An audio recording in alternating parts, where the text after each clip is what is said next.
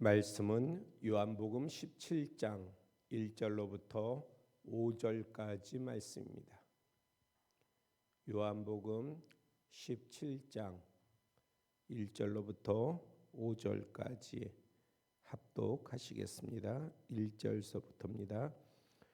예수께서 이 말씀을 하시고 눈을 들어 하늘을 우러러 이르시되 아버지여 때가 이르렀사오니 아들을 영화롭게 하사 아들로 아버지를 영화롭게 하게 하옵소서.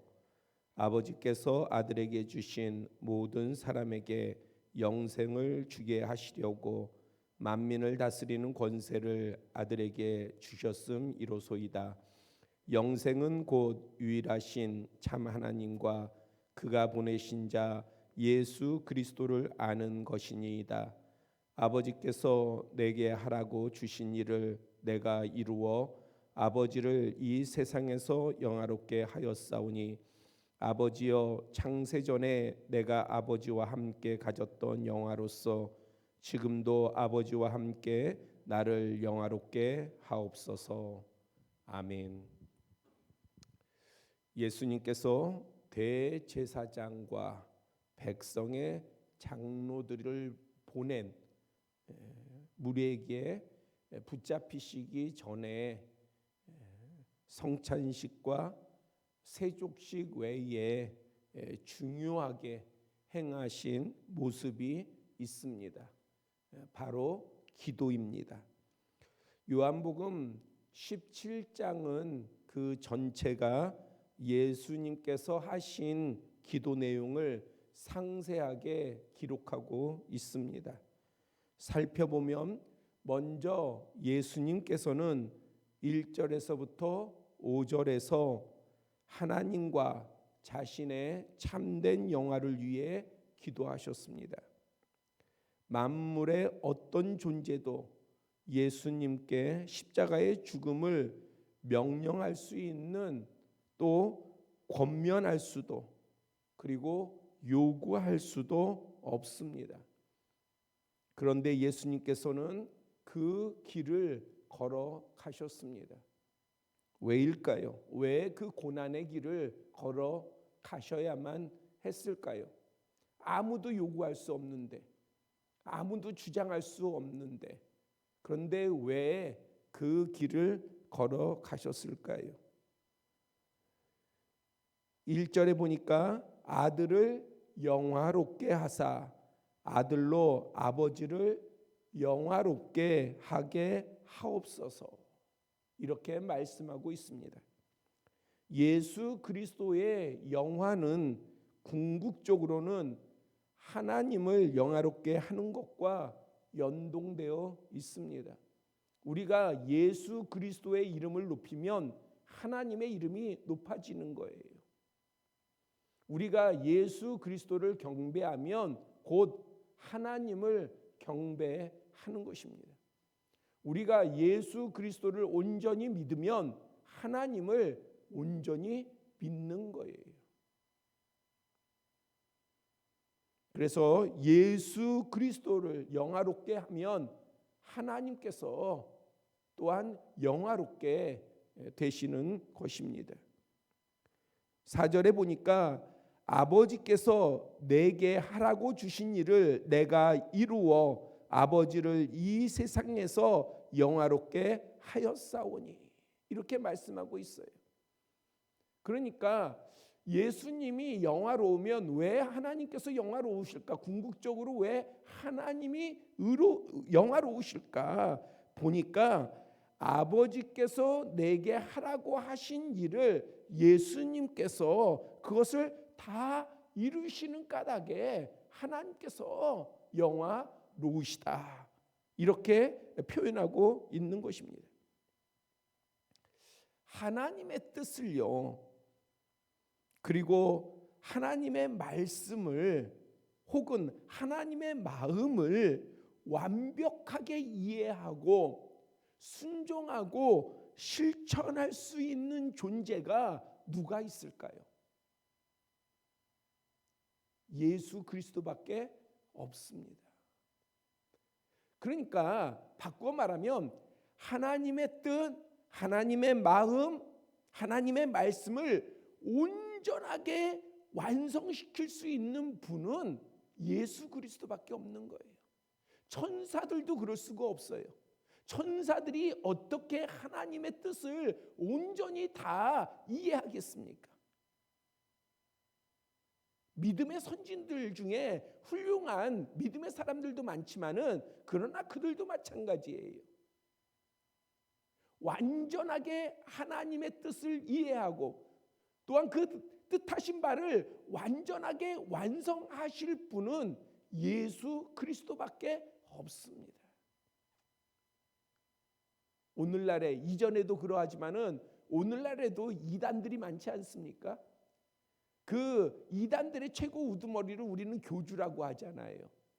그러면 그들이 흉내를 내요. 마치 예수님의 말씀처럼 예수님의 어떤 기적을 행하는 것처럼 막 흉내를 내요. 그러나요, 그들의 끝모양을 보세요. 결코 예수 그리스도를 따라갈 수가 없어요. 왜요?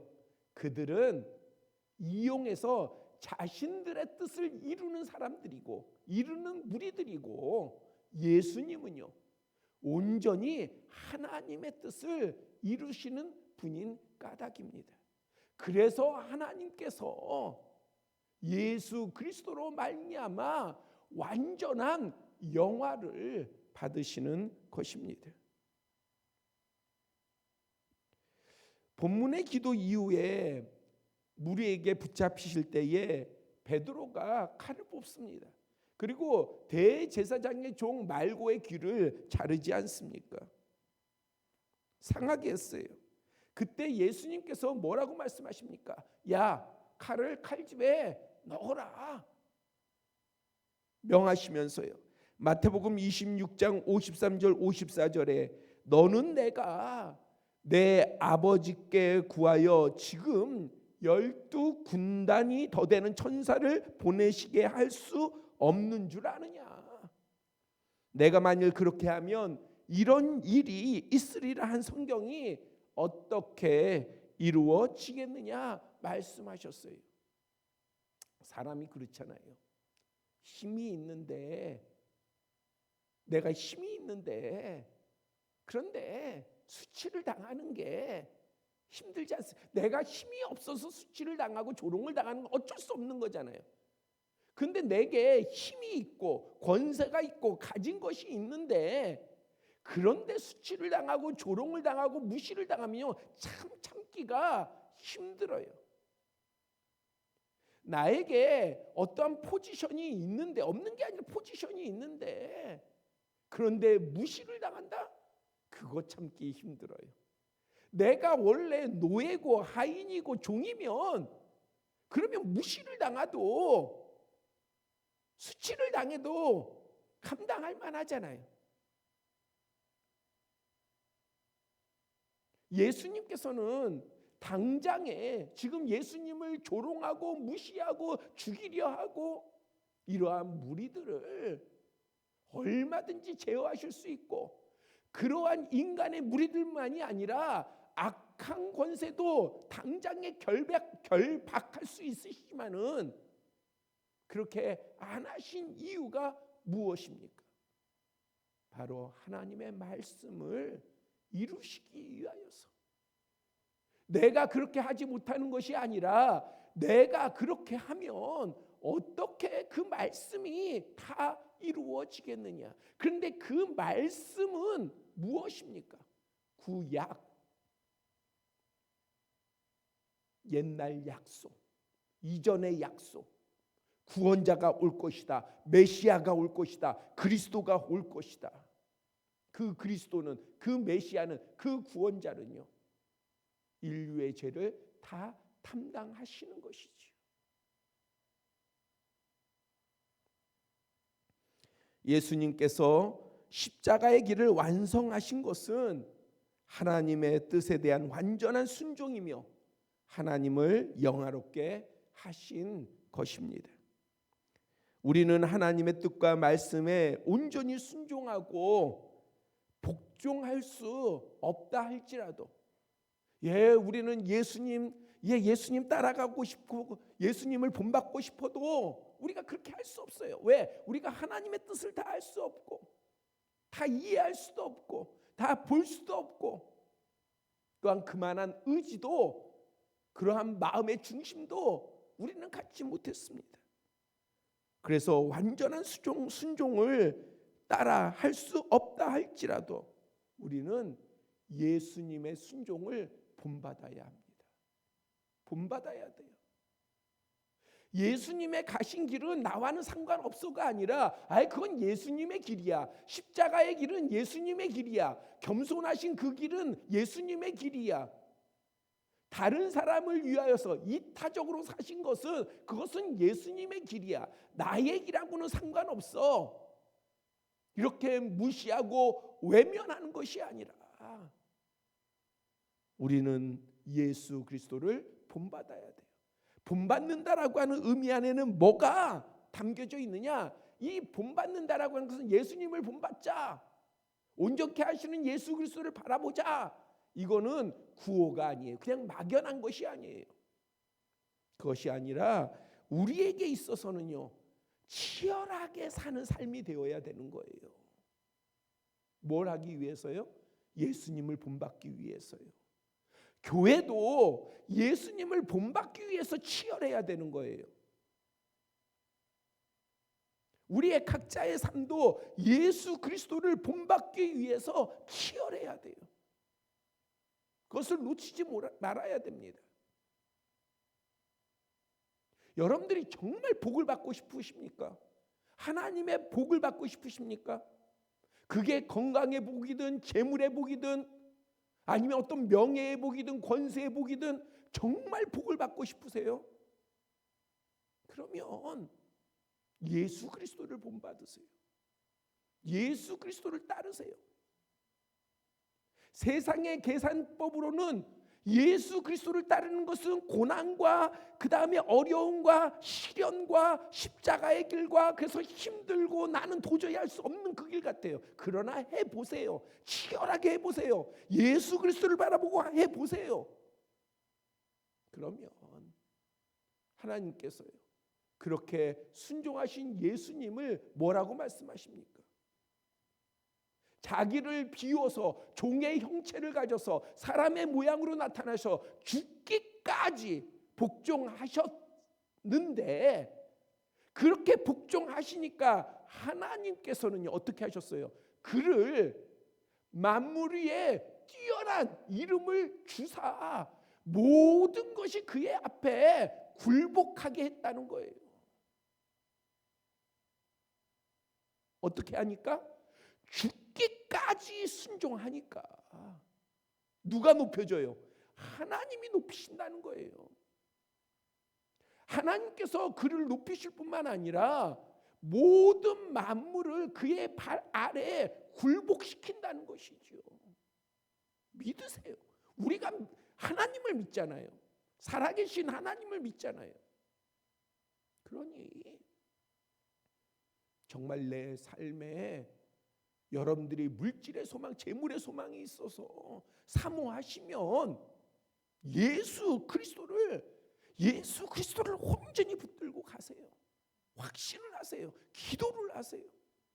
그것을 보이세요. 그 믿음을 순종함으로 보이세요.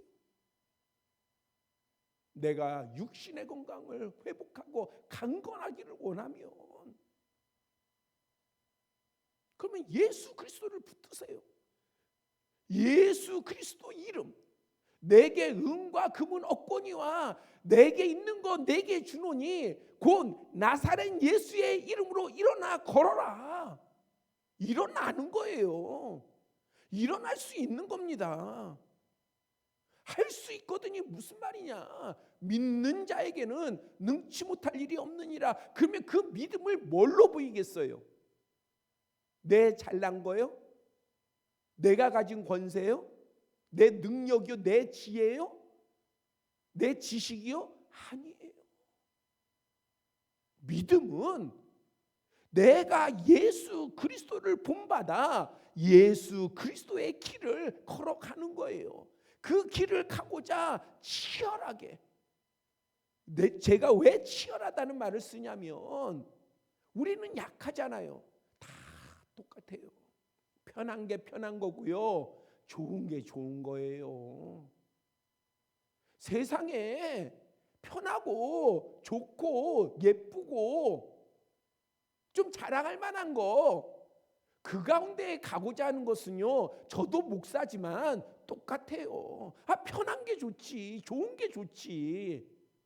누가 힘들고 어렵고 맛없고 귀찮고 그런 것들을 누가 하고 싶어 하는 사람이 세상에 어디 있습니까?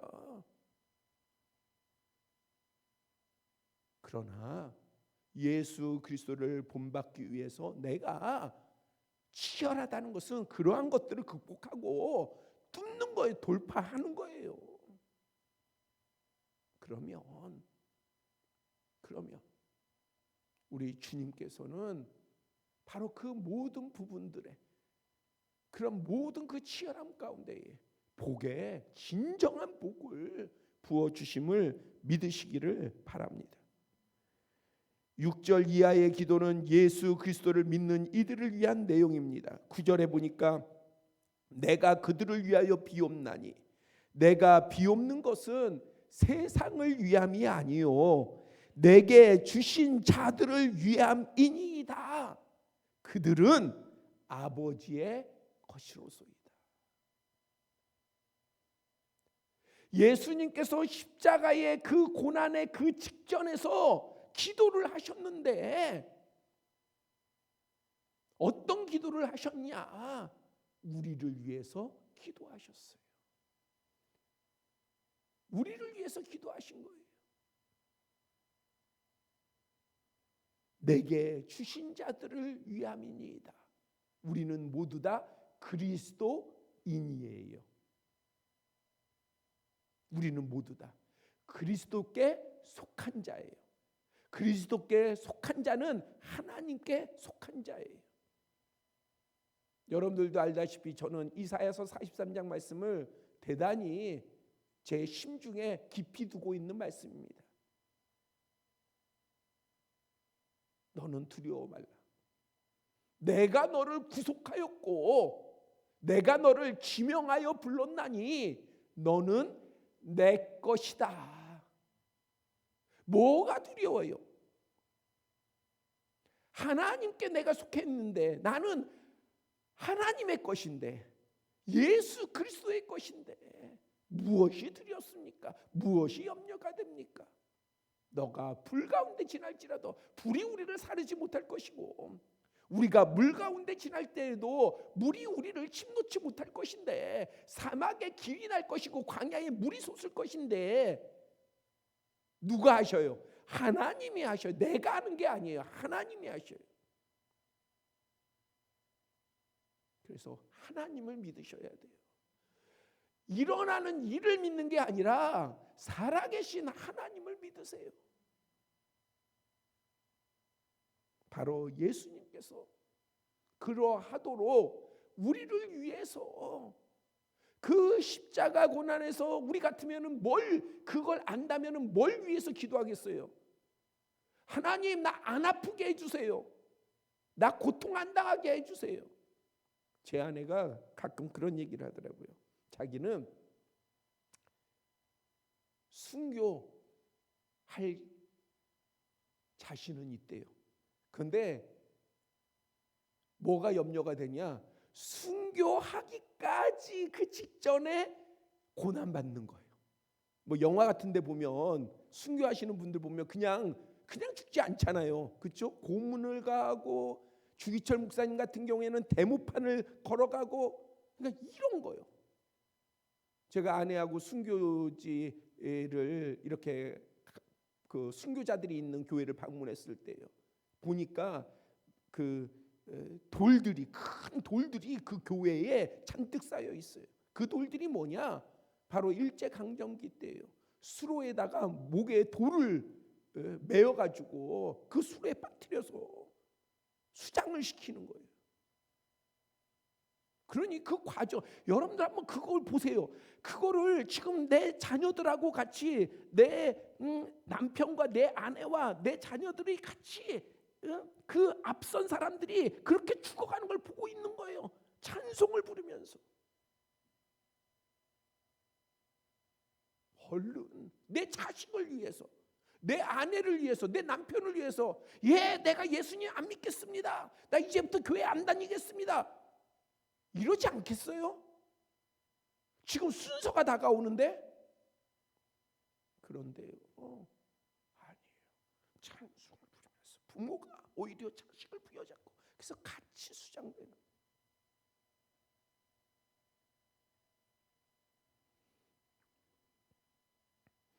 우리는 예수님께서 그 인류의 죄를 지어주신 그 무겁고 힘든 그 길을 걸어가시는데도 기도를, 어떤 기도를 하셨냐? 우리를 위해서 기도하셨어요.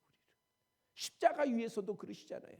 여인들이 우니까 너희는 나를 위해서 울지 말고 너희들 자녀들을 위해서 울어라. 우리도요, 지금요, 우리 자녀들을 위해서 울 때예요. 여러분들 자녀들 보세요. 자녀들 울 때예요. 여러분들이 무릎 꿇고 기도할 때예요. 여러분들이 낙타의 무릎이 돼서 기도할 때예요. 그냥 막연하게 잘 되겠지 아니에요. 눈물로 씨를 뿌려야 기쁨으로 단을 거두지요.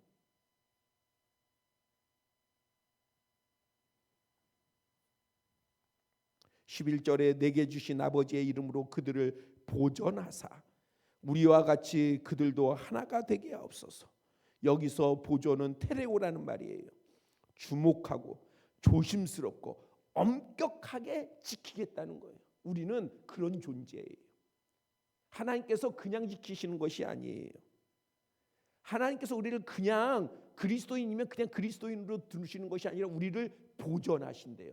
우리를 보존하시는 거예요. 우리의 믿음을 보존하시고 우리가 하나님의 자녀인 것을 보존해 주시는 것은, 이 보존해 주시는 것은요, 주의 깊게 깨질까 봐 조심해서 엄격하게 주목하고 감찰하시는 하나님이 우리를 보존해 주십니다. 그런 우리는 주님 안에서 하나가 되어야 합니다. 예수님께서는 13절에 내 기쁨을 그들 안에 충만하게 가지게 하려 함과 15절에는 악에 빠지지 않게 보존하시기를 위하여서, 그리고 예수님처럼 그들도 세상에 속하지 아니하기 위해서 17절에는요 그들을 진리로 거룩하게 하시기 위하여서, 우리에 대한 이야기예요. 기도하셨습니다. 그러면서 20절에 이렇게 말씀하고 있어요. 내가 비옵는 것은 이 사람들만 위함이 아니요, 지금 현재 예수님 당시의 사람들만 위한 것이 아니라 또 그들의 말로 말미암아, 복음 전함으로 말미암아 나를 믿는 사람들도 위함이라. 그래서 12제자만이 아니라 바로 제자도 안에 있는 우리 모두는 예수 그리스도의 제자도 안에 있습니다. 오늘 우리는 예수 그리스도의 제자로 살아가는 사람들이에요. 여러분들은, 저는 예수 그리스도의 제자입니다. 예수 그리스도께 속한 사람입니다. 살아계신 하나님께 속한 사람입니다. 살아계신 하나님이 우리를 보존하십니다. 예수 그리스도께서 우리를 보존하십니다. 예수 그리스도께서 우리를 위해서 기도하시고 선포하시고 예수 그리스도께서 우리에게 복을 주십니다. 오늘 예수 그리스도께서 십자가에 죽으신 성금요일, 우리가 예수 그리스도의 사람으로 회복될 때 우리의 지경이 회복되고 우리의 삶이 회복되고 우리의 꿈과 소망이 회복되는 역사가, 부흥이 이루어지는 역사가 임할 줄 믿습니다. 기도드리겠습니다. 아버지 하나님, 이른 아침 고난주간 마지막 새벽 예배를 드립니다. 아버지 하나님, 예수 그리스도께서 그 마지막 십자가의 길 가운데 기도하신 그 기도의 내용을 살펴보았습니다. 특별히 우리를 향하신 기도를 살폈습니다. 우리의 각 심령이 예수 그리스도께서 간구한 그 내용을 우리의 심중에 깊이 간직하여서 힘과 능력을 얻게 하여 주시고, 그 능력을 가지고 예수 그리스도를 영화롭게 하며 살아계신 하나님을 영화롭게 하게 하여 주시옵소서. 모두를 축복합니다. 예수 그리스도의 이름으로 기도드렸사옵나이다. 아멘.